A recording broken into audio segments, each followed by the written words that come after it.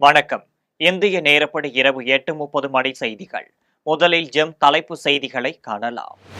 திமுக ஆட்சியில் 4 அதிகார மையங்கள் உள்ளது.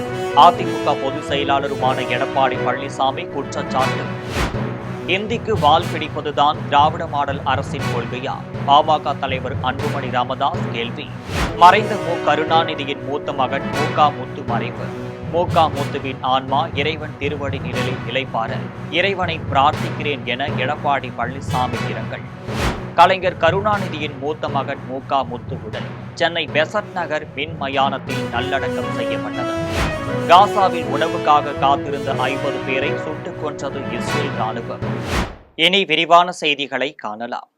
திமுக ஆட்சியில் 4 அதிகார மையங்கள் இருப்பதாக சட்டமன்ற எதிர்க்கட்சி தலைவரும் அதிமுக பொதுச் செயலாளருமான எடப்பாடி பழனிசாமி குற்றம் சாட்டியுள்ளார்.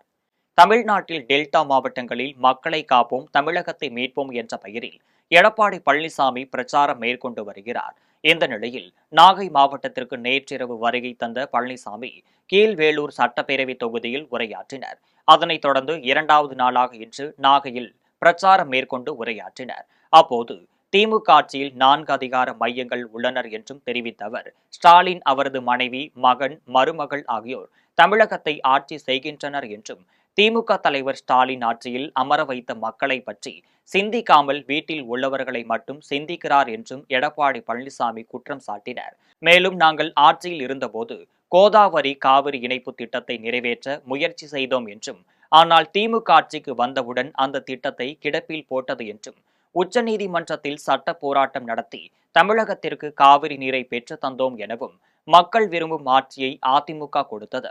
ஆனால் மக்கள் மத்தியில் எங்களுக்கு அதிக வரவேற்பு இருக்கிறது எனவும் தெரிவித்தார். மேலும், விவசாய விரோத ஆட்சி மக்களுக்கு தேவையா? 50 மாதங்களில் நாகை மாவட்டத்திற்கு ஏதேனும் பெரிய திட்டத்தை திமுக அரசு கொண்டு வந்ததா என்று எடப்பாடி பழனிசாமி கேள்வி எழுப்பினர்.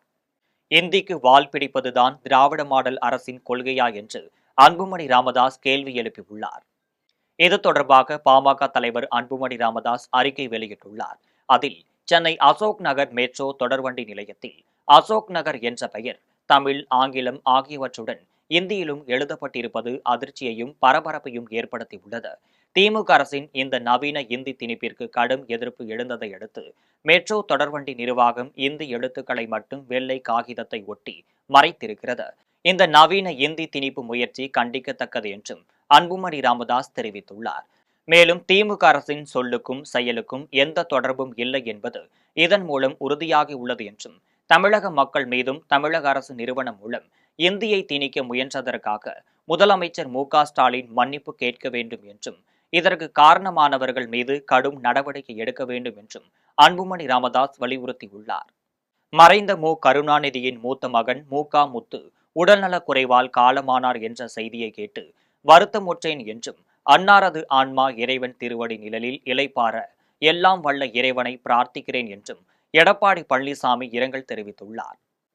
அதிமுக பொதுச் செயலாளரும் எதிர்க்கட்சி தலைவருமான எடப்பாடி பழனிசாமி இரங்கல் செய்தி வெளியிட்டுள்ளார். அதில், தமிழ்நாடு முன்னாள் முதலமைச்சர் மறைந்த கருணாநிதியின் மூத்த மகன் முத்து உடல்நலக் குறைவால் காலமானார் என்ற செய்தியை கேட்டு வருத்தமுற்றேன் என்று தெரிவித்தார். மேலும், அன்பு சகோதரர் முத்துவை இழந்து வாடும் அவரது குடும்பத்தினருக்கும் ஊரார் உறவினர்களுக்கும் எனது ஆழ்ந்த இரங்கலையும் அனுதாபங்களையும் தெரிவித்துக் கொள்வதுடன், அன்னாரது ஆன்மா இறைவன் திருவடி நிழலில் இளைப்பாற எல்லாம் வல்ல இறைவனை பிரார்த்திக்கிறேன் என்றும் இரங்கல் செய்தியில் எடப்பாடி பழனிசாமி தெரிவித்துள்ளார். கலைஞர் கருணாநிதியின் மூத்த மகன் முத்து உடல் சென்னை பெசட் நகர் மின் மயானத்தில் நல்லடக்கம் செய்யப்பட்டது.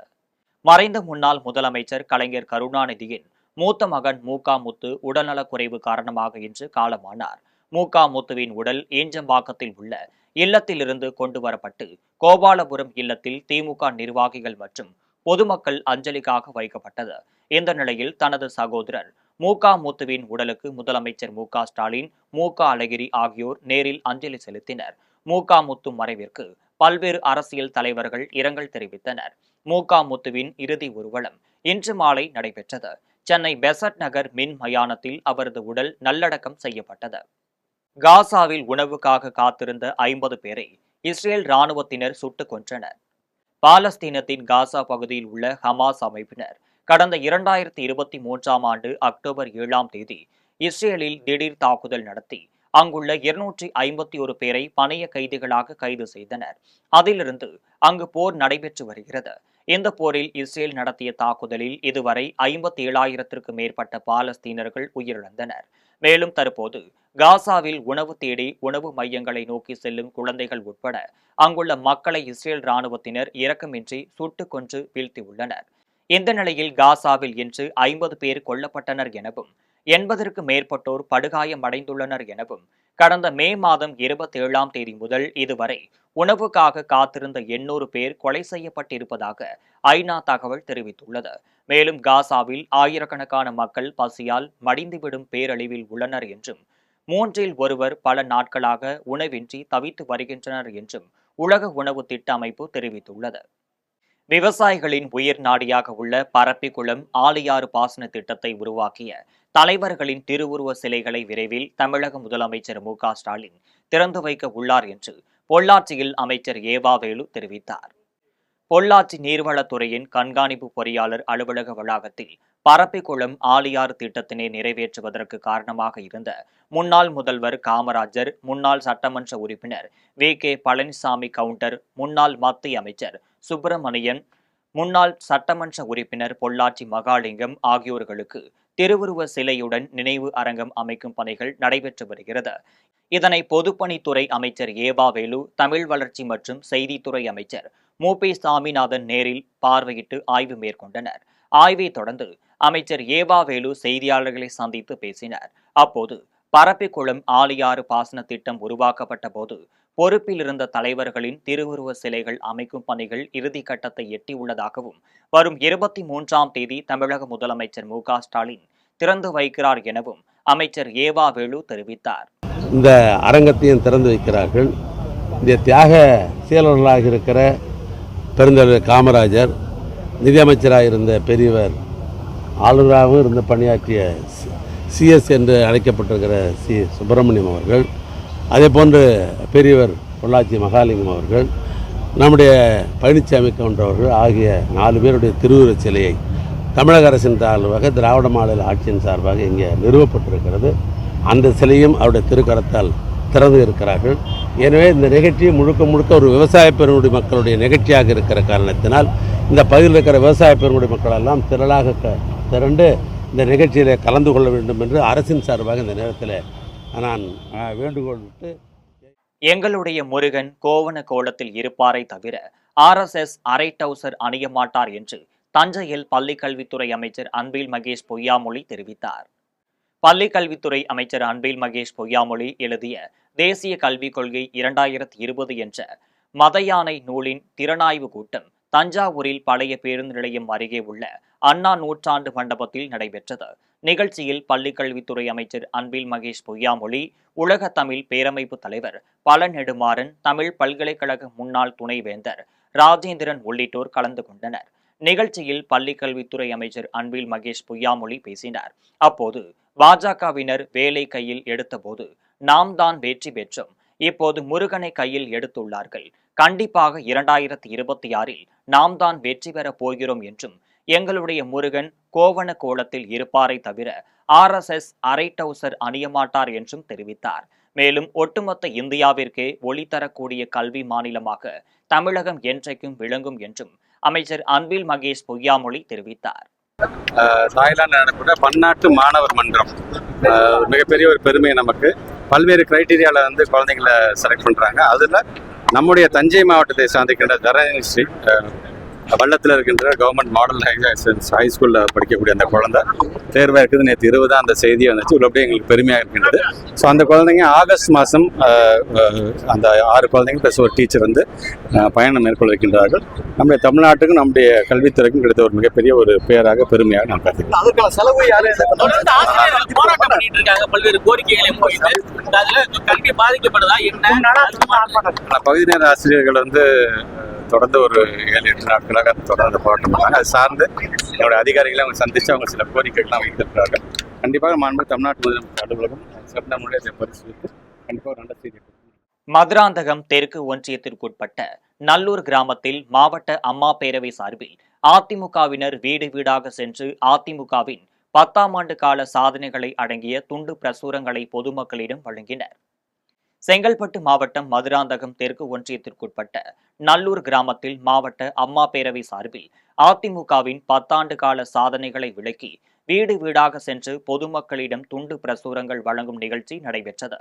நிகழ்ச்சிக்கு மாவட்ட அம்மா பேரவை செயலாளர் ஆனூர் பக்தவசலம் தலைமை தாங்கினர். மதுராந்தகம் தெற்கு ஒன்றிய கழக செயலாளர் முதுகரை கார்த்திகேயன் ஏற்பாட்டில் நடைபெற்ற நிகழ்ச்சியில் செங்கல்பட்டு கிழக்கு மாவட்ட கழக செயலாளர் திருக்கழுக்குன்றம் ஆறுமுகம், நாடாளுமன்ற மேலவை உறுப்பினராக தேர்ந்தெடுக்கப்பட்டுள்ள டாக்டர் மா தனபால், மதுராந்தகம் சட்டமன்ற உறுப்பினர் மரகதம் குமரவேல் ஆகியோர் கலந்து கொண்டு நல்லூர் கிராமத்தில் உள்ள வீடுகளில் பொதுமக்களை சந்தித்து அதிமுகவின் 10 ஆண்டு கால சாதனைகள் அடங்கிய துண்டு பிரசுரங்களை பொதுமக்களுக்கும் வழங்கினர். அப்போது நடைபெறவுள்ள 2026 சட்டமன்ற தேர்தலில் அதிமுகவை வெற்றி பெற செய்ய வேண்டும் என கேட்டுக்கொண்டனர்.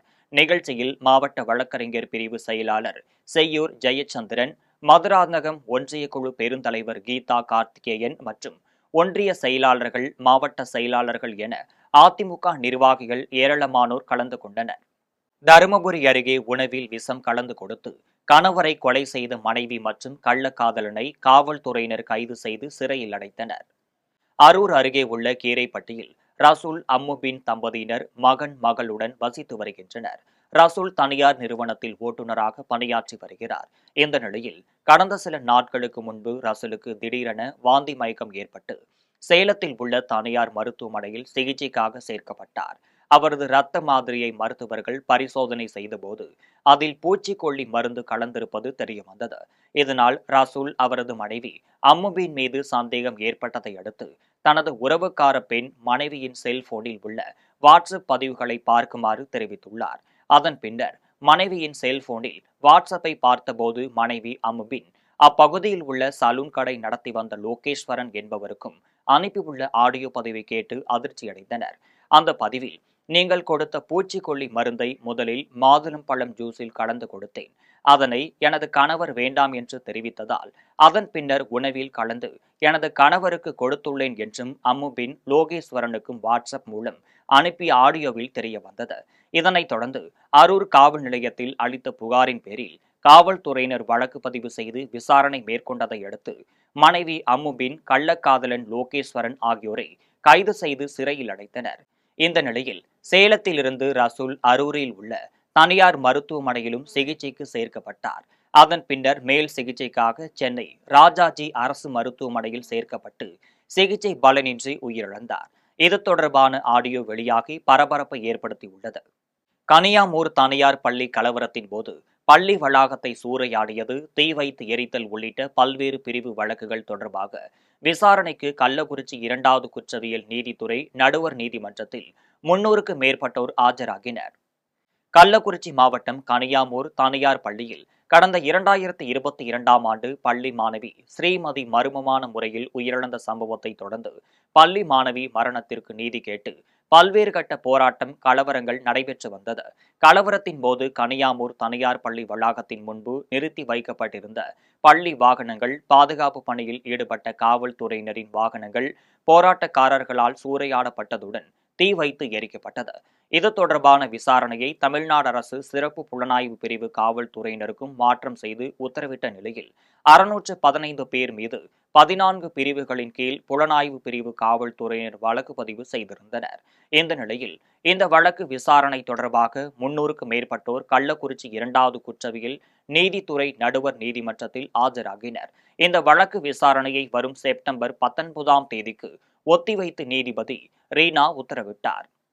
திருநள்ளாறு காவல் நிலையத்தில் பணிபுரியும் சிறப்பு உதவி ஆய்வாளர் லஞ்சம் பெற்றபோது சிபிஐ அதிகாரிகள் அவரை கையும் களவுமாக பிடித்து கைது செய்தனர். புதுச்சேரி மாநிலம் காரைக்காலை அடுத்த திருநள்ளாறு காவல் நிலையத்தில் பணிபுரியும் உதவி ஆய்வாளர் வக்ரிசாமி என்பவர் கடந்த மாதம் புகையிலை பொருட்களை வீட்டில் பதுக்கி வைத்திருந்ததாக மணிகண்டன் மீது வழக்கு பதிவு செய்து நடவடிக்கை மேற்கொண்டனர். அதன் பின்னர் ஜாமீனில் வெளியே வந்த மணிகண்டனிடம் துணை உதவி ஆய்வாளர் வக்ரிசாமி பணம் கேட்டு தொந்தரவு செய்துள்ளதாக கூறப்படுகிறது. இந்த நிலையில் மணிகண்டன் உதவி ஆய்வாளர் வக்ரிசாமி மீது சென்னை சிபிஐ அலுவலகத்தில் புகார் அளித்தார். அதனைத் தொடர்ந்து திருநள்ளாறு வந்த சிபிஐ அதிகாரிகள் பணம் தருவதாக மணிகண்டன் செல்போன் மூலமாக உதவி ஆய்வாளர் பக்ரிசாமியை செல்போனில் அழைத்தனர்.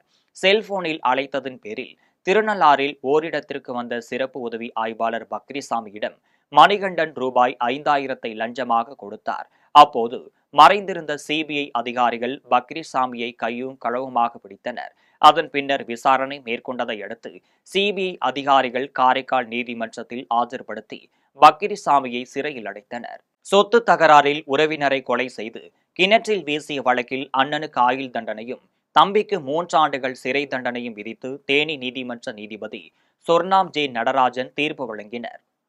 தேனி மாவட்டம் சின்னமனூர் அடுத்த சின்ன ஓவுலாபுரத்தைச் சேர்ந்த சந்திரவேல் முருகன் என்பவருக்கும் அவரது உறவினரான கவிசீலன் என்பவருக்கும் பூர்வீக சொத்து தகராறு இருந்து வந்தது. இந்த நிலையில் 2024ஆம் ஆண்டு மே மாதம் 3ஆம் தேதி இருசக்கர வாகனத்தில் சென்ற சந்திரவேல் முருகனை வழிமறித்து கவிசீலனின் மகன் நிசாந்த் குமார் என்பவர் தாக்கி கொலை செய்தார். கொலைக்கான தடயங்களை மறைப்பதற்காக உடன் பிறந்த சகோதரர் நிதிஷ்குமாரை வரவழைத்து கொலை செய்யப்பட்ட சந்திரவேல்முருகனின் உடலை எடுத்துச் சென்று கிணற்றில் வீசினர். இந்த நிலையில் சந்திரவேல்முருகனின் மகன் பிரசாந்த் என்பவர் தந்தையை காணவில்லை என ராயன்பட்டி காவல் நிலையத்தில் அளித்த புகாரின் அடிப்படையில் காவல்துறையினர் விசாரணை மேற்கொண்டதை அடுத்து கிணற்றில் மிதந்த உடலை மீட்டு பிரேத பரிசோதனைக்காக அனுப்பி வைத்தனர். அதன் பின்னர் நிசாந்த் குமார், அவரது சகோதரர் நிதிஷ்குமார் ஆகியோர் மீது கொலை வழக்கு பதிவு செய்தனர். இது தொடர்பாக வழக்கு தேனி மாவட்ட ஒருங்கிணைந்த நீதிமன்றத்தில் நடைபெற்று வந்த நிலையில் தடயங்கள் மற்றும் சாட்சியங்களின் அடிப்படையில் நிரூபிக்கப்பட்டதால் நிசாந்த் குமாருக்கு ஆயுள் தண்டனை மற்றும் ரூபாய் 5000ம், அவரது சகோதரர் நிதிஷ்குமாருக்கும் 3 ஆண்டுகள் சிறை தண்டனை மற்றும் ரூபாய் 5000ம் அபராதம் விதித்து நீதிபதி சொர்ணம் ஜே நடராஜன் தீர்ப்பு வழங்கினர். இதையடுத்து காவல்துறையினர் குற்றவாளிகளை சிறையில் அடைக்க அழைத்துச் சென்றனர். மகளிர் அமைப்புகள் குறித்து அவதூறாக பேசிய நாம் தமிழர் சீமானை கண்டித்து சென்னை ராயபுரத்தில் பெண்கள் அனைத்து கூட்டமைப்பினர் கண்டன ஆர்ப்பாட்டத்தில் ஈடுபட்டனர். மகளிர் அமைப்புகள் குறித்து நாம் தமிழர் கட்சியின் தலைமை ஒருங்கிணைப்பாளர் சீமான் அவதூறாக பேசியதை கண்டித்து சென்னை ராயபுரம் தங்கசாலையில் பெண்கள் கூட்டமைப்பின் மாவட்ட தலைவர் பாக்கியம் தலைமையில் பெண்கள் அனைத்து கூட்டமைப்பினர் 100க்கு மேற்பட்டோர் கண்டன ஆர்ப்பாட்டத்தில் ஈடுபட்டனர். அப்போது சீமான் உருவப்படத்தை கிழித்தெறிந்தும் காலால் மிதித்தும் கண்டன கோஷங்களை எழுப்பினர். அப்போது நாம் தமிழர் சீமானை தமிழக அரசு கைது செய்ய வேண்டும் என வலியுறுத்தினர். பழம் எங்கே போய்விட்டது, முற்போக்கு அமைப்புகள் எங்கே போய்விட்டது, பெரியார் அமைப்புகள் எங்கே போனது என்று அவதூறாக வார்த்தைகள் அவர் வாயிலே நாகரிகம் வந்ததை தடுத்து அவர் பேசியிருக்கிறார். இதை ஒருபோதும் அனுமதிக்க முடியாது. தொடர்ந்து சீமான் அவர்கள் எதற்காக அப்படி பேசினார்? ரிதன்யாவுடைய அந்த மரணத்திற்கு பெண்கள் அமைப்பு எங்கே போராடியது என்றுதான் அவருடைய கேள்வியாக இருந்தது. ஆனால் அவர் இதற்கு முன்னாடி ஒரு வீடியோ வெளியிட்டிருக்காரு. என்ன வீடியோனா, என் மனைவியுடைய அம்மாவுக்கு இவ்வளவு சொத்து இருந்தது, அந்த சொத்தை நான் வெள்ளாமை பண்ணுவதற்காக அதை வாங்கி கொடு என்று கேட்டேன். அப்ப அவர் வரதட்சணை கேட்கக்கூடிய ஒரு சீமான் அவர்கள் அந்த இறந்து போன ரிதன்யாவுக்கு ஏன் போராடவில்லை என்று கேட்கிறார். நாகை மாவட்ட ஆட்சியர் அலுவலகம் முன்பு பல்வேறு கோரிக்கைகளை நிறைவேற்ற வேண்டும் என வலியுறுத்தி நியாய விலை கடை சங்கத்தினர் கண்டன ஆர்ப்பாட்டத்தில் ஈடுபட்டனர். நாகை மாவட்ட ஆட்சியர் அலுவலகம் முன்பு தமிழ்நாடு அரசு நியாய விலை கடை பணியாளர்கள் சங்கத்தின் சார்பில் பல்வேறு கோரிக்கைகளை வலியுறுத்தி மாநில செயலாளர் பாஸ்கர் தலைமையில் கண்டன ஆர்ப்பாட்டம் நடைபெற்றது. ஆர்ப்பாட்டத்தில் தமிழ்நாடு அரசு நியாய விலை கடை பணியாளர்கள் சங்கத்தின் மாநில தலைவர் பாலசுப்பிரமணியன் கலந்து கொண்டு கண்டன உரையாற்றினர். அப்போது நாகை மாவட்டத்தில் உள்ள அனைத்து கடைகளுக்கும் குடோனில் இருந்து வரும் அத்தியாவசிய பொருட்கள் அனைத்தும் சரியான எடையில் வழங்கப்படுவதில்லை எனவும், ரேஷன் பொருட்களை கடையின் பணியாளர் முன்னிலையில் ஒவ்வொரு மூட்டையும் எடையிட்டு வழங்க நடவடிக்கை மேற்கொள்ள வேண்டும் என்றும், ஒவ்வொரு முறையும் ரேஷன் பொருட்கள் இறக்கும் போதும் தொழிலாளர்கள் கேட்கும் கூலியை கூட்டுறவு நிறுவனமே வழங்குவதற்கு உத்தரவிட வேண்டும் என்பன உள்ளிட்ட பல்வேறு கோரிக்கைகளை வலியுறுத்தினர். ஆர்ப்பாட்டத்தில் தமிழ்நாடு அரசு நியாய விலை கடைகள் பணியாளர்கள் சங்க மாநில தலைவர் ஜெயச்சந்திரன் ராஜா, தமிழ்நாடு அரசு பணியாளர் சங்க மாநில செயலாளர் மகேந்திரன், தமிழ்நாடு அரசு டாஸ்மார்க் பணியாளர்கள் சங்க மாநில செயலாளர் கோவிந்தராஜன், நிர்வாகிகள் சிங்காரவேல், நடராஜன், மோகன், மீனாட்சி, முகமது, ஆரிப், சீதா, செந்தில்குமார், முருகையன், முரளி, தங்கராசு, செல்லமுத்து உள்ளிட்ட ஏராளமானோர் கலந்து கொண்டு கண்டன கோஷங்களை எழுப்பினர். பொருள்கள் கொண்டு செல்வதற்காக ப்ளூடூத் முறை அமுல்படுத்தப்பட்டிருக்கிறது. அதை வரவேற்கிறோம். அதே போல நியாய விலை கடைகளுக்கு பொருள்களை வழங்கும்போது அதே ப்ளூடூத் முறையை பின்பற்ற வேண்டும். அந்த கடையில் உள்ள தராசு மூலமாக சரியான எடையில் பொருள்களை தர வேண்டும் என்பது முக்கியமான கோரிக்கை. இரண்டாவதாக, இறக்கு கூலி என்பது நிர்வாகத்தால் வழங்கப்படுகிற சமயத்தில் பணியாளர்களிடம் தொந்தரவு பண்ணி மிரட்டி உரட்டி இறக்கு கூலியை கேட்டுக்கொண்டிருக்கிறார்கள். அது உடனடியாக நிறுத்தப்பட வேண்டும்.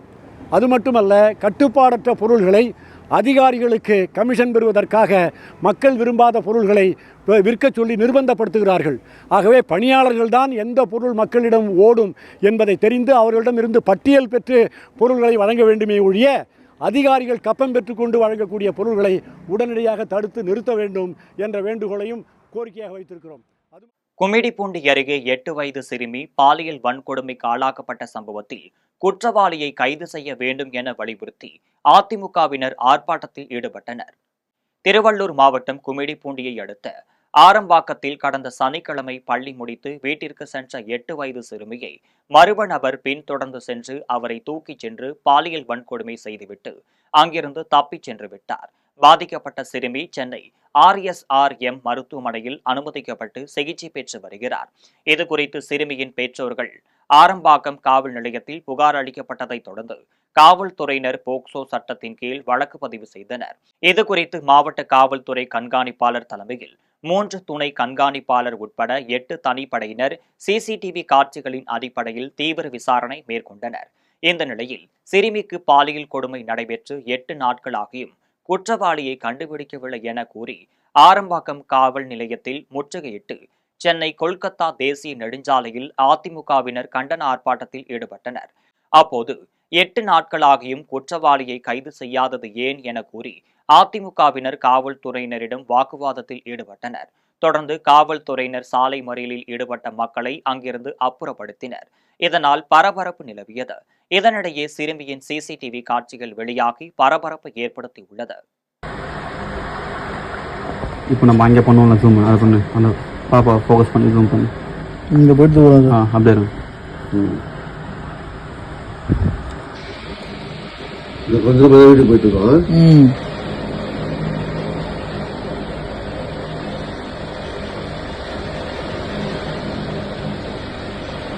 பாப்பா நிற்குதுன்னு நினைக்கிறேன்.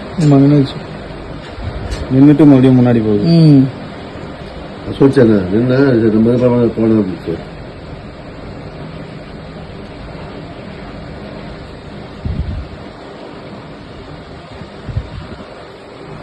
அதான் ஓடி போட்டியும் அதான் அது அழைக்கத்தையும்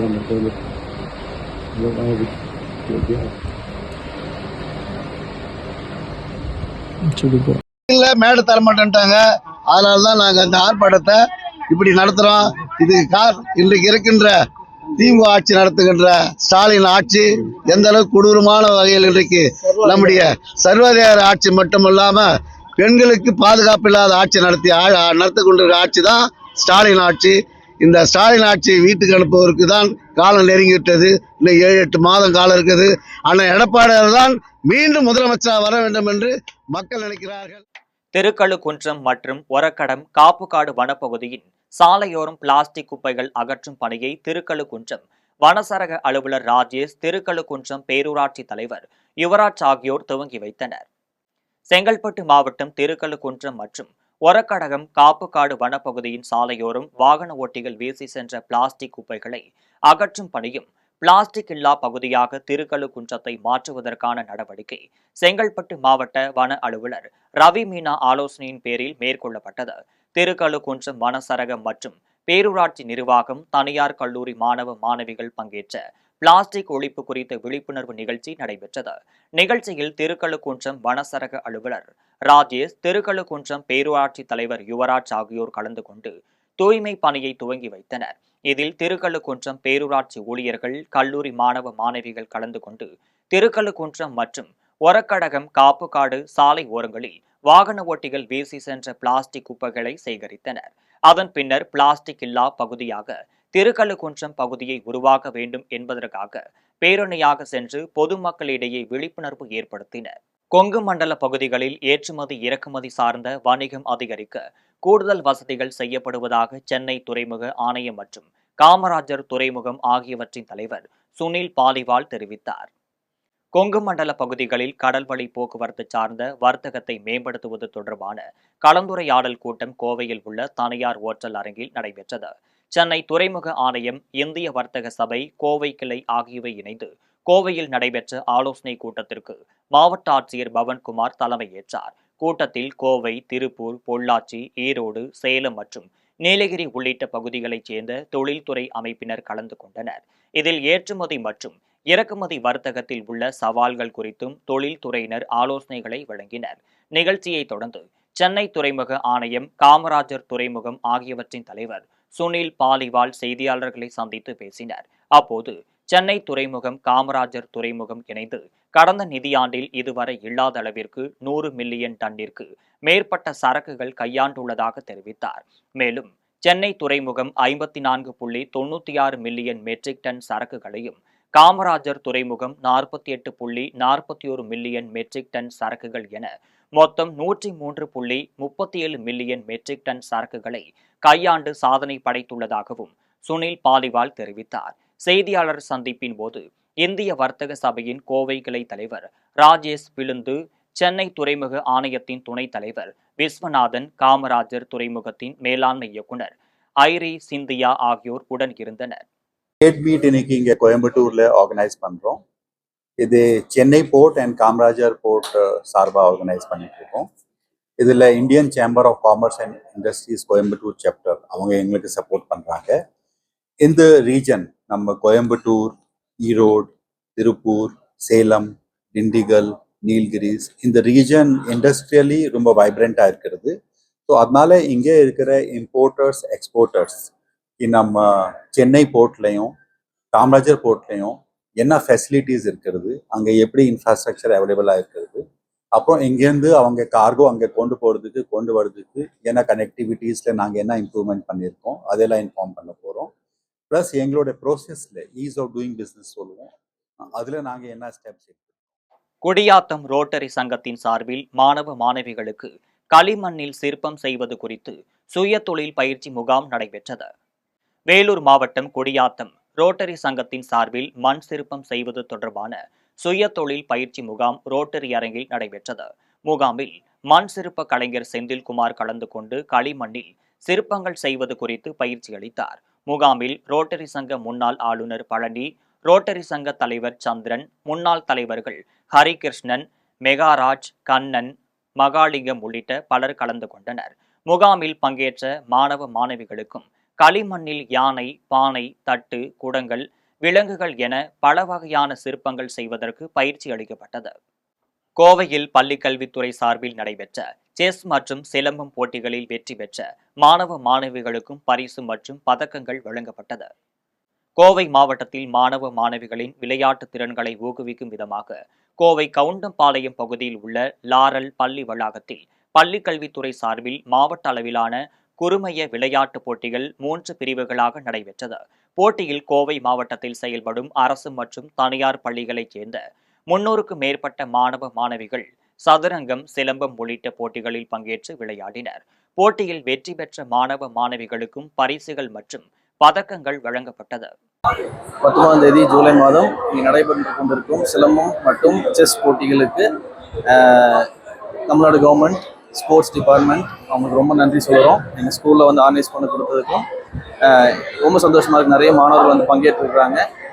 இது வந்து ஃபியூச்சர் ஸ்டூடெண்ட்ஸோட ப்ராஸ்பெக்டிவ் ஸ்டூடெண்ட்ஸாக இருக்கிறாங்க. கண்டிப்பாக இங்கேருந்து பங்கேற்கிற ஸ்டூடெண்ட்ஸ் வேர்ல்டு லெவலில் போய் ஷைன் பண்ணுவாங்கன்ற நம்பிக்கை எங்களுக்கு இருக்குது. Once again thanks to the sports department, Tamil Nadu government for having this events for young children.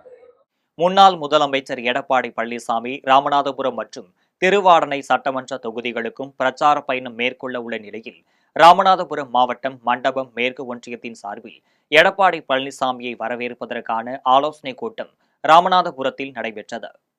AIADMK பொதுச் செயலாளரும் முன்னாள் முதலமைச்சருமான எடப்பாடி பழனிசாமி மக்களை காப்போம், தமிழகத்தை மீட்போம் என்ற முழக்கத்துடன் 2வது முறையாக ராமநாதபுரம் மற்றும் திருவாடனை சட்டமன்ற தொகுதிகளுக்கு பிரச்சார பயணம் மேற்கொள்கிறார்.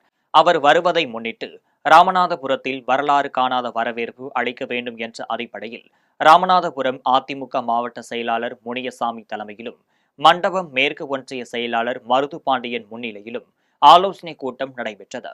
கூட்டத்தில் மாவட்ட செயலாளர் முனியசாமி பங்கேற்று பேசினார். அப்போது பொதுச் செயலாளர் எடப்பாடி பழனிசாமி ரோடு ஷோவில் வந்து சிறப்புரையாற்றும் இடத்தில் சுமார் 1 லட்சம் பேர் கலந்து கொள்ளும் நிகழ்ச்சியாக அமைய வேண்டும் என்றும், குறைந்தது 25,000த்திற்கு மேற்பட்ட பெண்கள் கலந்து கொள்ள தயாராக வேண்டும் என்றும், இதற்கான ஏற்பாடுகளை உடனே செய்ய தயாராக வேண்டும் என்றும் மாவட்ட செயலாளர் முனியசாமி தெரிவித்தார். கூட்டத்தில் மாநில, மாவட்ட, ஒன்றிய அதிமுக நிர்வாகிகள் ஏராளமானோர் கலந்து கொண்டனர். ஆடி மாத முதல் சனிக்கிழமையை முன்னிட்டு குச்சனூர் சுயம்பு சனீஸ்வரர் பகவான் திருக்கோவிலில் ஏராளமான பக்தர்கள் குவிந்து தங்களை பிடித்துள்ள 7.5 நாட்டு சனியை போக்குவதற்காகவும், தோஷங்கள் விளங்குவதற்காகவும் எல் தீபம் ஏற்றி வைத்து சனீஸ்வர பகவானை வழிபட்டனர். தமிழகத்தில் திருநள்ளாறு என்று அழைக்கப்படும் சுயம்பு சனீஸ்வர பகவான் திருக்கோவிலில் தேனி மாவட்டம் உத்தமபாளையம் தாலுகா குச்சனூரில் அமைந்துள்ளது. இத்திருக்கோவிலில் சனி தோஷங்கள் விளக்குவதற்காக சிறப்பு பூஜைகள் நடத்தப்படும் போது காக்காய் உருவம் பதித்த சிலைகளுக்கும் இலையில் சோறு வைத்து சனீஸ்வர பகவானை பலரும் வணங்குகின்றனர்.